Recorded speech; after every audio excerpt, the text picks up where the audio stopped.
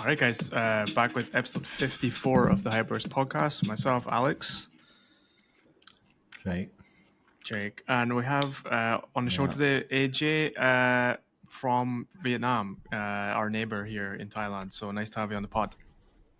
Yeah, thanks for having me on, guys. Cool, and I think it's quite poignant this kind of pod because we've actually we haven't had that many sales kind of cold outreach like that type of guests on so far. So like we want to tap into some of your knowledge and your experience. So just give like our guests like a rundown of kind of your background and what's led you to where you are. Yeah, for sure. So I've been an entrepreneur for about 7 years. I first got into business. Actually, I dropped out of college. I know the classic cliche story.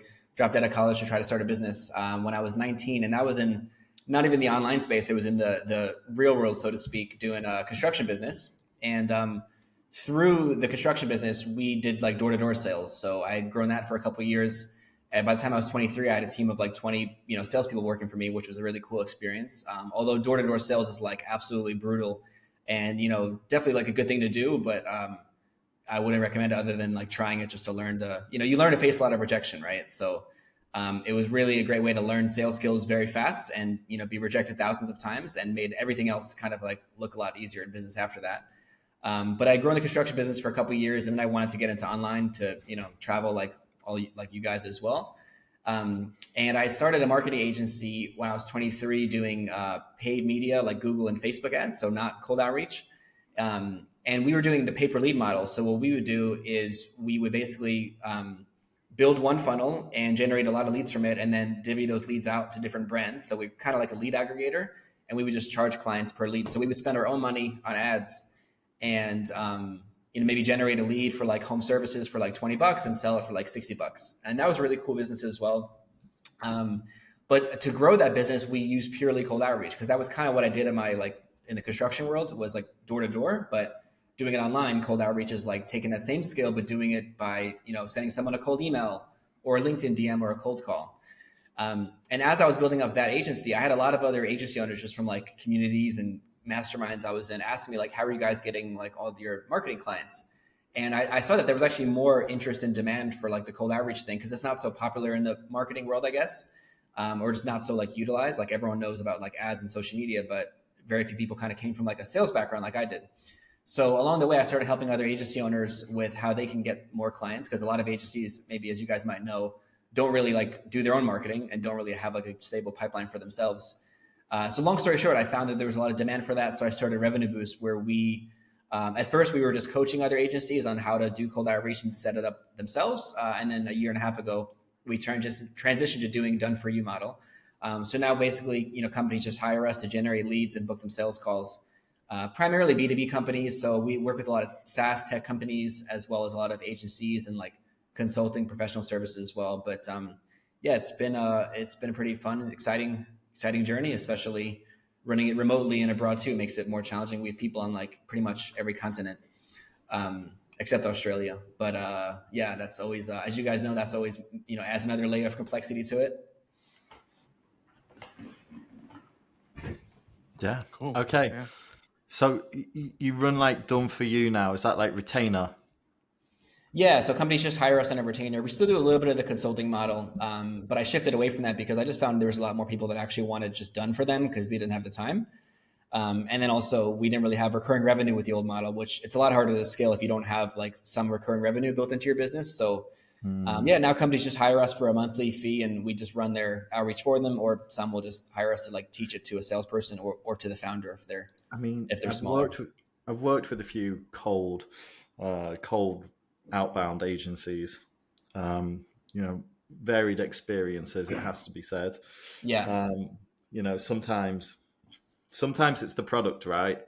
Sometimes your clients have a product. So do you run any guarantees, or did you find any like challenges? Is there times where you have to say no to taking on board a client if you think that it's a weak offer, or do you advise on the product, or do you see situations where the product could have a better offer, but you don't say anything because you want to upsell? I'm always curious about the cold outbound side of this. I mean, I have some friends who are like one of the top instantly agencies in the world, and Cool.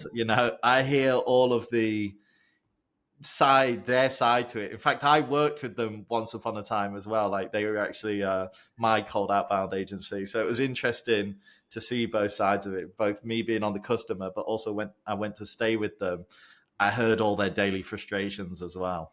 Yeah, I'm curious what some of those were, if it aligns with mine, but because it is a very hard business to run, especially with email deliverability and all of that being an absolute pain in the ass. But yeah, really great question. So for us, we try to look for companies that have some product market fit or a good offer. It's of course hard to tell exactly. Sometimes, like if it's a new SaaS or something, you don't always know how well it's gonna land.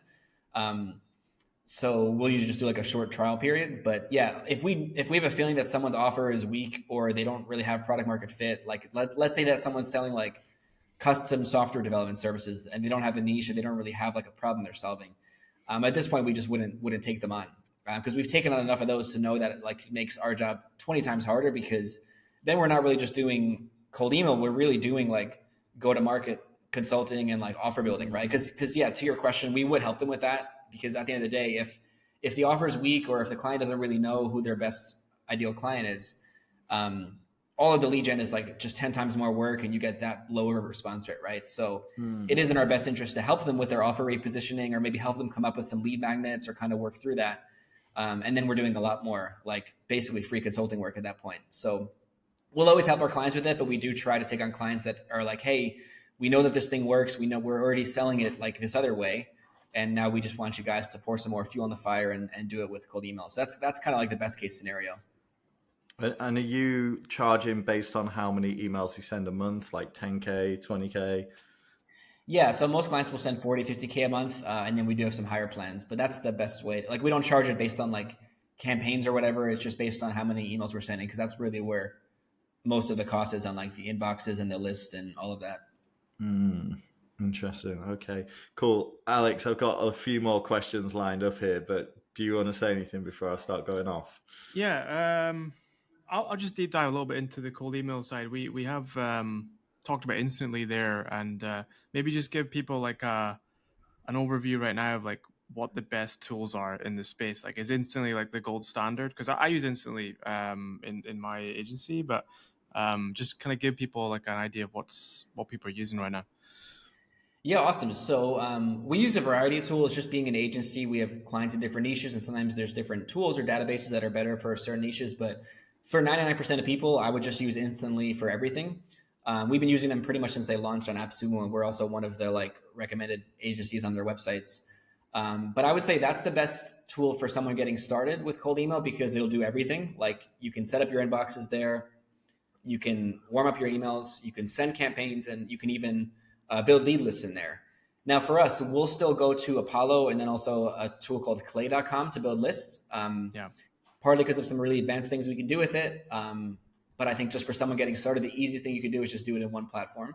You also could save a little bit of money if you get data outside of Instantly, because if you get data from Apollo, like your list, meaning like your contact list, it's a little cheaper than Instantly, but it also adds a few other steps in the process. So I think for most people, like I would just do it in Instantly. For us, because we're managing such a large scale, like saving 10% on our lists would be pretty significant. So we try to look for like the best cost and value.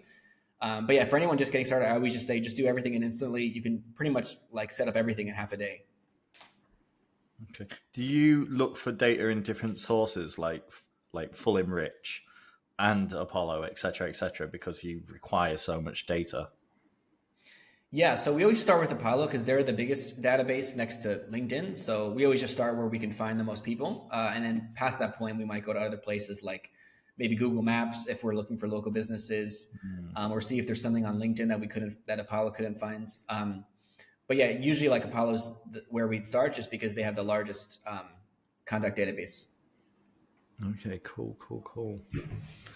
Okay, that's really interesting. I mean, we do know a bit about the space, so I Yeah. have to ask more questions here because there's a lot of discussion within the sort of outbound space about the saturation of email marketing. Now that effectively, like you said, it's quite easy to pick up a tool like Instantly and do it. Almost everyone can do it. I mean, again, all three of us are using that tool, so there's always that question of like, is the volume of outbound that you need to penetrate the market increasing because of the saturation of email from these kind of tools? Yeah, that's exactly it. I mean, there's a few things. Basically, it's gotten a lot harder over the last couple of years. Before today's show, I was on a different podcast with a guy named Colin Stewart, who basically built the first cold email agency in like 2012. And he said back then he would get like 20% response rates on like everything. So Oh. he actually shut down his agency recently because now like the response rates are so low, it's like he can never compare it to how it used to be. Um, but yeah, basically, just for the reasons you alluded to, everyone's doing cold email now because it's gotten so much easier with tools like once Instantly came on the market, so many people were doing cold emails as well as like pitching it as like an opportunity, like hey, start a cold email agency, or like it's like another like Mm. get rich quick thing, right? So I think after that came on the market, it got a lot busier. Plus, with COVID in general, more businesses went online to try to generate leads. So that made it a lot harder. And obviously, if more people are receiving emails or a channel gets busier, it's just going to be, you're going to see the response rates decline because you have to kind of like stand out more, right? So it's definitely still a very viable channel. And for a lot of our clients, it's like their main source of business is email. But for sure, the response rates now are much lower than they were 2, 3, 4 years ago. And it still works, but I just think you have to kind of like try a lot harder to stand out now. Like the same kind of approach you would do a few years ago. You didn't have to put that much effort into your copy or your campaigns or like the creative aspect of it, but now you really do. Now you really have to like look at what other people are doing and do something different, or come up with an offer or a lead magnet that's going to be like very different and just not say the same thing everyone else is saying. Yeah. Actually, a good question. There's just popped into my mind there. There's always that debate of, do you still include first name in the subject line? Because I saw a big outbound agency that I know this guy quite well say you shouldn't do that. But I have to say, some of the best response rates I get are by putting the first name in the subject line. But he's a better, I'm sure he's a more pro than me in this space. So what's your opinion? Yeah, I mean, we test that for almost all of our clients. I think sometimes what could work well in one niche like doesn't work well in the other. So for us, we're usually just testing loads of subject lines and kind of taking it client by client. But it works because I mean, at the end of the day, like it's like the classic quick question subject line. Like everyone's seen that, and some people are like, "Oh my god, does quick question really work?" Because everyone says that in my emails. But the thing is, Mm, you want your subject lines in your emails to look like it's could be like possibly an internal email, right? So that they're just curious to click on it. So if I get an email that's like AJ quick question, like maybe it's my team or it's a client or it's a partner or something, right? So I think it's generally better to do something like that versus trying to have some like claim or something like in your subject line that makes it seem like it's a sales email. okay. Okay. And I mean, I know that the stack is continually evolving, but you must have seen these new ways of selling outbound now where people basically integrate 7 or 8 different tools. Do you know Get Swan? Because that's actually precisely what I'm referring to here. But if you don't, is it Get Swan, Alex? Yeah. Yeah. I'm not sure if you know this one, AJ, but effectively what people are doing now is they're integrating a stack of about 9 different tools and then selling that as the service. But it will do things like de-anonymize your website data. It will do everything.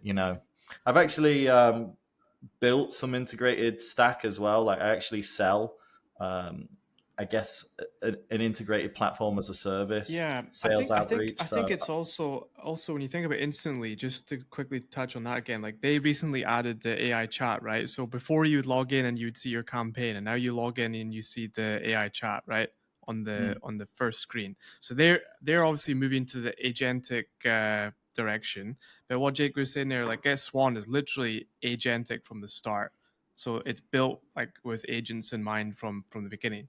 So do you yeah, think this changes the kind of dynamic? Like if you don't actually have to manually tweak copy or settings or contacts, like if you can just run things agentically, does that basically mean that you can run a more profitable outreach agency or Alex, can I just extend that as well? Because extend it? just for the audience context here, the stack that when we say stack, we're talking about different pieces of software. And when I say integrate, I don't just mean like adding them together. I mean integrating them through platforms like make.com, NAN, and then adding agents and different vector stores, different databases of information in there where you can make real-time adaptations without the need for a human to do that. That's what we're talking about here. So yes, there's like agentic inside the SaaS, inside the software application, but then there's also an agentic layer that happens on an orchestration layer as well. Gotcha. Yeah. So I haven't heard of that particular tool, but I've definitely heard of other tools like it. And I think what it'll do is definitely just like how Instantly had its own way of making it easier and more accessible to do cold email or quicker or more profitably. It'll have that, like these tools will have the same effect. They won't necessarily help you make better campaigns, at least in my opinion, but it will at least help you execute faster. And I think as an agency, it's definitely worth exploring. But yeah. Sorry, go on. No, you first. It's just, it's interesting to me because I think we're at a stage now where people are exploring this kind of orchestration of software, not necessarily jumping into it. You know, people might still prefer to have like a human do certain tasks. In my opinion, it's not necessary, but I can understand why people would feel the necessity for some level of more control in there. Yeah, for sure. I mean, we're seeing it change pretty fast, like especially with like everyone's using N8N now, and like a year or two ago, I'd even like never heard of it before, but now it's all I see over my LinkedIn feed. Year. Yeah. Yeah. Yeah. The last year, it blew up really hard in about March. I'd say it was about March. I'll just, disclaimer here, because Alex, you know what I'm thinking. You know what I'm about to say. I've got a question. Do you know make.com? Make.com. Yeah. Yeah. Oh, thank God for that. Okay, good. No, I work as a partner to Make, but more recently, when I ask people that question, I want to know, do they know N8N or Make.com? And, I think what really drives N8N forward is that everybody's talking about it. They do a great job at using the community to co-create the value, to get the networks to drive the marketing and sales on behalf of the business. Yeah, I mean, it's definitely working because, like I said, that's all I never heard of it a year ago, and now it's all I see over my feed. But that's kind of like if you guys know Clay, what they did really well as well. It's like everyone's talking about Clay in the last year because they just built a really great like partner program and community and creator program where they just basically have everyone else posting and sharing their like workflows and templates. Yeah, we went to the Clay Club actually. Me and Alex, we've been to the Clay Club. We've met one of the team from the New York office, so we're very familiar with Clay. Yeah, we don't use it. Do you use it, Alex? Not really, no. I was testing it alongside Apollo just for the contact stuff, and I ended up just using Apollo. Yeah, it's pretty wicked. Yeah, verifying data. Yeah, I think again, like if someone's listening just getting started with cold email, I wouldn't bother with it. I would just keep it simple and learn instantly first. But I think Clay is definitely like the level 2 of outreach to take it up a notch. The best thing you could do with it is really just use AI to personalize the emails for like super, super cheap if you just connect your OpenAI to it. But that's like to me, yeah. I was going to say, do you find like we were talking about this, me and Jake actually earlier, like, do you find that people are going to be desensitized now to emails because they feel like they've been written with AI? Like if you open an email, like, so for example, this podcast, I would say in the last 3 months, it switched from being manual emails to like 75% or 80% AI written. And when you open that email, you can pretty much tell, within 5 seconds, this is AI. How do you feel about that in terms of the copywriting side? Like, do you think where do you think we're going with it? Yeah. So, what we don't do is we don't have AI write the full email because then you could just definitely tell it's AI. We'll have AI we'll still human write the email, but we'll have AI fill out a couple words, like maybe calling out their target market, right? Or calling out like a case study on their website. That's another really good one. Because the more that you have AI do, the more that it's either likely to screw it up because you're asking it to do too much and then hallucinate, or B, look like AI is written, right? So that's what we found to work the best. That way, it still has that human feel, but you're just using AI to maybe personalize a couple data points. Yeah, so it looks like you did your research about the person. Because right now the hook, everyone's using the same hook. So the hook would go like this: hey, Alex and Jake, like we saw X person on your podcast recently, and then it'll say like, oh, by the way, like we found that episode very interesting. It talked about X. Oh, Yeah. and actually, then it delves into like their whole background. Like it's very predictable, and it feels like every single guest now, and all the agencies that are recommending these guests are using the same hook. This is a problem, right? For open I've seen rates it But too. and Yeah. supplies. that's not AI technically. That's lazy template creation. Yeah. That's what that is. So that's I think humans are getting lazier, to be honest. Like emailing people suddenly feels like more effort because people are used to copying and pasting into ChatGPT. Because in the end of the day, the way that again I would do that is I would develop a template, and like AJ recommends, I'd do exactly what AJ recommends, and I'd use AI to modify that template. But people are creating their templates in ChatGPT and then using an AI to modify the ChatGPT template. So actually, the issue isn't necessarily within the AI; it's within the workflow. And I feel like that's something that I talk about every week in a different context, but it's coming back. Like people always criticize AI, but actually they should inspect the workflow and how the AI is integrated into that process. Yeah, I think it's a great point. I mean, AI is just like it's just a tool, right? But it's what you put into it. It's just like having an employee. Like if you have an employee, but you give them like terrible directions or you don't tell them exactly what you want, then they're going to just yeah, it's like garbage in, garbage out, right? Um, and I think when you ask ChatGPT to write you an email or to write you a blog, it's just going to basically research the most popular like blog or email templates online. So basically, everyone's just using the same stuff. It's funny that you mentioned that Correct. about the podcast because I also have a podcast, and all of a sudden it was like, yeah, same thing. Like a couple months ago, I started getting the same exact.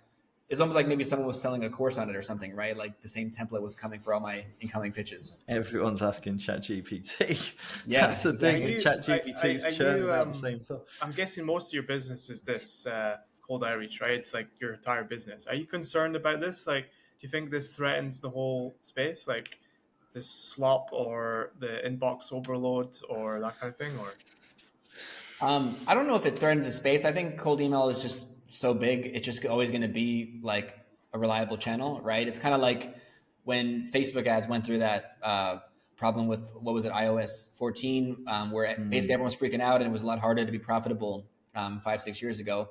It just got harder, and people adapted, and things changed. So to me, that's the same thing happening. It's harder to do, or at least harder to be good at it when more people are doing it, but it's still a viable channel because the way I see it everybody has an email, and with cold email you can reach people for so cheap compared to if you were to spend that same money on ads. So I think it's always going to be viable, but you definitely have to make sure you stand out and don't sound like everyone else. I mean, what I do is I read most cold emails I get so that I just know generally like what people are saying and what like the common like approaches right now. That way I can make sure that what we send out is not yeah. exactly that. And also on the business side, like I talked to a guy today. He runs a live chat service, and he told me that most of all of his business comes from inbound inquiries. So people find him with SEO, they find him with AI chat now, like all that kind of thing. So it's all inbound.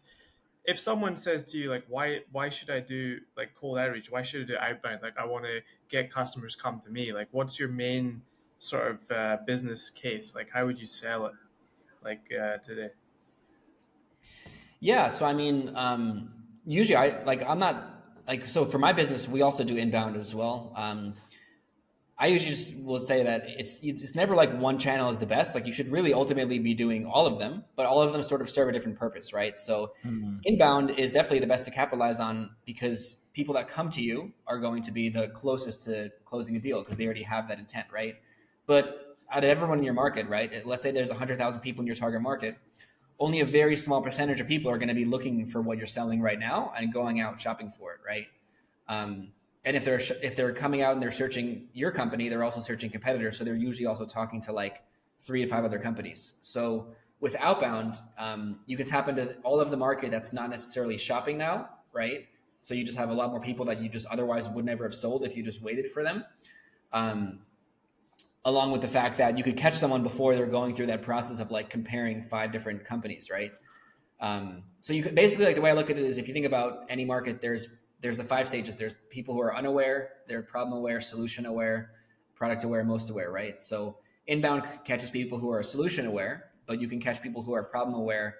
They have a problem, but they're not necessarily shopping around yet, and get them onto your calendar. Yeah. I But saw, yeah, they all play a part for sure. I saw this framework earlier actually that again I think it touches on what you've just said there, that in the past it was something comparable to speed to lead and now it's speed to signal. Mm. Yeah, signals are super important. That's why we use Clay, because then you can try to find people that are actually doing inbound or like solution aware. Maybe they visited your website, or they're searching something, or they're posting about a certain topic on LinkedIn. So you can kind of use outbound to like tap into that inbound flow a little bit as well. Just just I don't want to give your secret sauce away. I mean, it's for the audience sake, not my own either. What kind of signals do you really like? I know it's constantly evolving. You've just mentioned there about website data. There's a whole bunch of software out there now to like de-anonymize it. Where Yeah. do you think the best kind of signals are coming from? Is it website traffic, or do you pick up things like job listings, et cetera, or is it case by case? Yeah, so part of it's case by case, but part of it, there's universal plays that work for every client.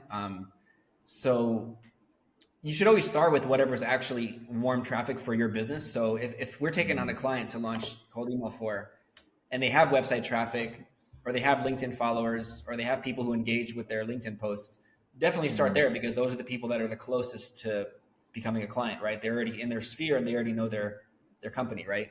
Um, but then a lot of times you'll tap that out pretty quick, or maybe if it's like a new business that doesn't really have an online presence, or at least not much, then you need to look for other signals, right? Like open jobs, etc. So if we're looking into just cold signals, it's essentially new enroll is a good one. If you can target people that just got hired at a company, they're usually pretty open to having a conversation, because people join a company and they have a lot of expectations and things they need to make happen, and they're usually open to like people that can offer them things that can help them out. So for Yeah, pretty much every client, we'll target people in their ICP that just joined a company within 90 days. that's So that's always a good interesting. one. Funding is a good one, but obviously it's like the most used. But obviously, if Mm. someone raises money, they have money to spend, so that's always going to be pretty straightforward. Yeah, And then open jobs are good too, or also headcount growth. So LinkedIn can tell you if a company's hired a lot of people in the last year.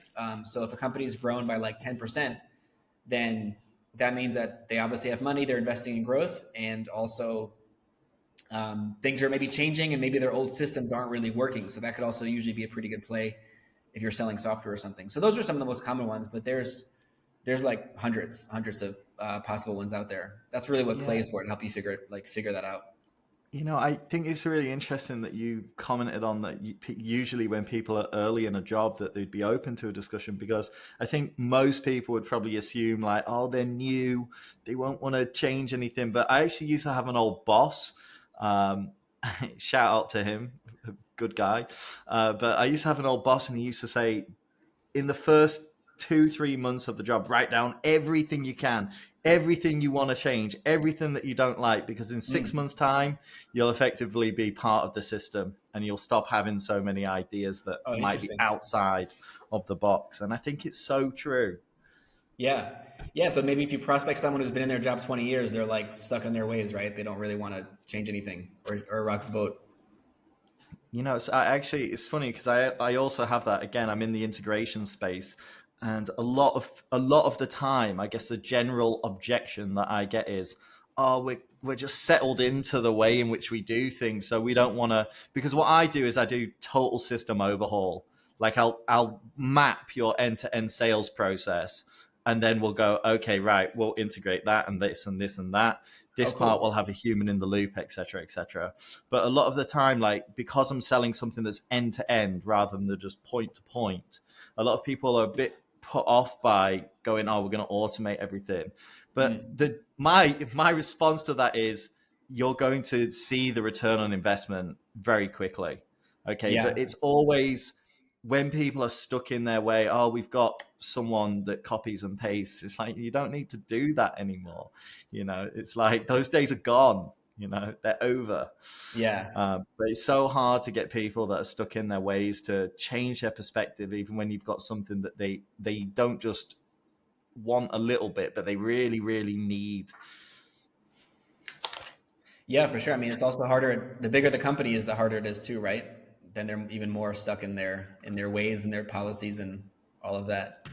Um, True, but I find that sometimes within like really big companies, there's they want to be the first to like bring out the shiny new toy, so that sometimes the conversation can be a little bit easier, because in the end of the day they're like a cog in a machine, and they want to get recognition for bringing out the shiny new toy, right. even though you might end up having to integrate like a lot of different systems that are very complicated, than somebody that runs, let's say, a small ed tech company that makes like $10 million a year, has a team of about like 40 to 50 people.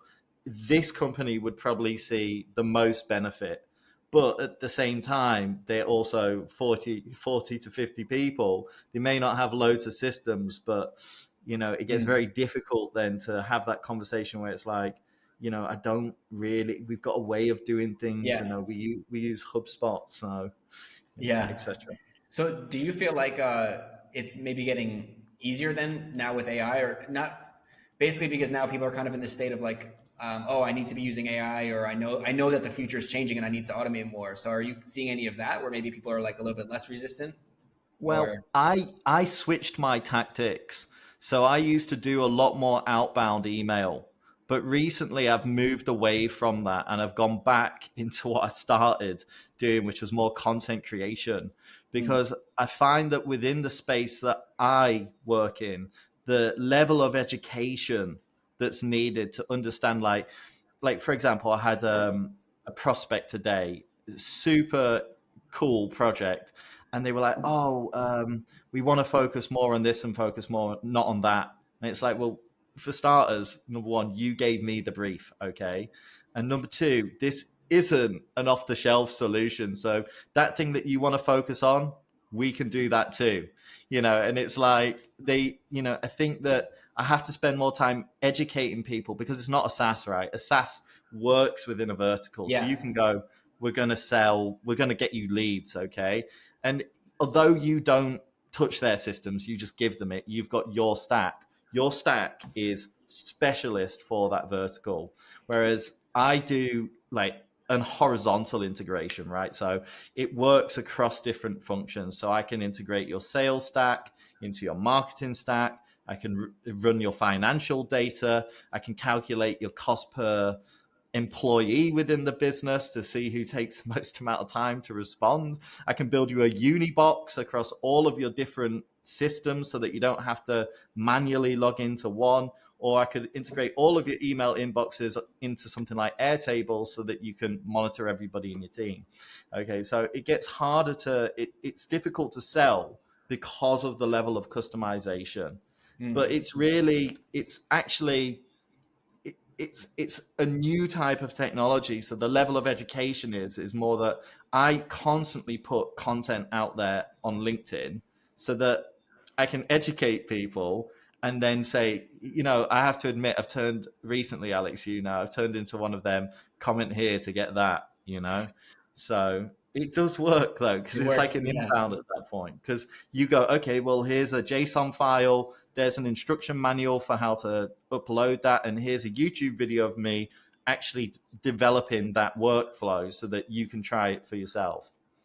So I have to say I've switched away from outbound because I'm your nightmare customer with a customized solution, Yeah. and it's difficult. I found it even when I productized like part of my sales offer or my content offer, I got more responses, but they were like, well, isn't it a SaaS? And you're like, technically no, I build it in your business. You Mm, don't rent a tool from me. I put it into your system.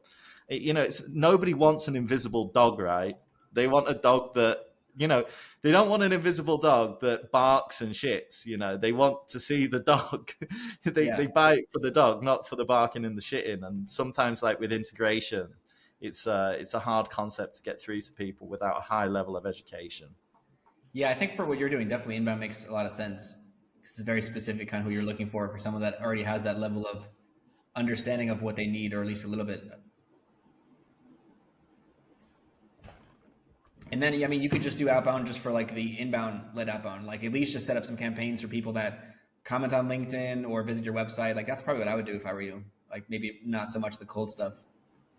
Yeah, that's exactly what's happened, basically. Alex, do you have any questions? Because you know what's coming, right? Go for it. Go for it. No, this is the part, AJ, that gets people all frozen up. They struggle.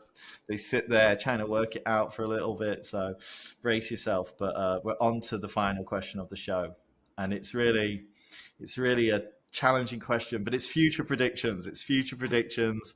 What do you think is going to happen in the future? It could be your business, it could be your life, or it could be the world.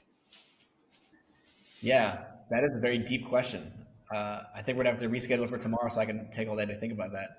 Um, No, I think, well, I guess I'll give one about my business.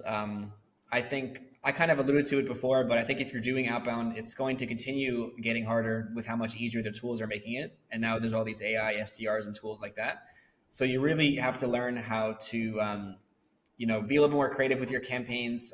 Ideally, focus on creating an offer. Like the offer is half the battle, right? So if you're running some lead gen and you're just not really having a lot of results, it's usually the offer. So as things get a lot harder, it's really going to come down to who has the best offer, who can win, right? When your prospects are getting 10 emails a day, what can you offer them that someone else hasn't offered? It doesn't have to be a guarantee or I'll make you $1 million in a day or you don't pay. But at least, a lead magnet, free value. I think that's going to be the key way that people are going to stand out in the next few years for outbound. Um, and the world as a whole, in terms of like business and AI, I never really believed that AI was going to I think when AI first came out, everyone was wondering like, oh my God, is this going to take us over and like blow us all up and take over our military and all that, right? I mean, I think, yeah, AI is really cool and powerful, but I think it's not like human. It doesn't like think on its own, right? Even though it kind of seems like it thinks when you talk to ChatGPT, it's really just like matching patterns, right? So I think AI is going to have a huge impact. I don't think it's going to have as big of an impact in the next couple of years as people made it out to be. And then also you got to realize a lot of these companies like OpenAI have to sell this amazing dream so that they can raise billions of dollars, right? So I think AI is going to change everything, but not as much as people think in the next couple of years. And then maybe like 5 or 10 years, there'll be like a couple companies that have really just like emerged, right? And then maybe by that point, it'll start to really change like how business is happening. I mean, because recently there's a lot of companies that let go a lot of employees, right? But then they rehired them, or like more like most of them said that it was a mistake, right? So I think we still have some time before like AI is really going to change everything and take away all the white collar jobs and all that. But it'll come, it'll definitely come, and then people will have to figure out like what else they're going to do for work. So yeah, that's my prediction. I heard what. Sorry, I've got to ask. I know that was meant to be the final question, but it's not. I heard someone say today, or I read it somewhere. I can't remember, but it was something about like everybody's going to have to go more niche. They're going to have to niche down even harder. So, like a sales agency, for example, will have to spin up several different offers for different niches and have like maybe different landing pages for that offer just so that they can convert more. I could see that being the case if like ChatGPT got to the point where it was just like so good that it could do what a sales agency would do without that, right? But ChatGPT and Claude and all these companies, they're like general by nature. They're like trying to be general, right? So I think even if you're not in one particular niche, but you just offer one specific service, it's like still going to be a while before these tools could actually catch up to you because they're not really trying to be in that like vertical game. But who knows? It'll be interesting to see. Mm, Um, okay, I think we should leave it there because honestly, AJ, I could line up about another 10 questions here, but it's late where you are. yeah, same for you guys, right? It is indeed. It is indeed. All right, Okay, AJ. Yeah, let's hopefully Alex, we can meet in person since we're neighbors. I'm gonna message you, AJ, because I'm telling you, I'm coming to Da Nang probably January 2026. If you're still there, we can get a Saigon. Yeah, for sure. I'll be here the next year, so just hit me up on LinkedIn or email, and I can show you guys around. But yeah, thanks for having me on the show. It was a blast. Cool. Thank you, Thanks, AJ. AJ. AJ Take from care. Revenue Boost. We'll see you later. See ya. There it is.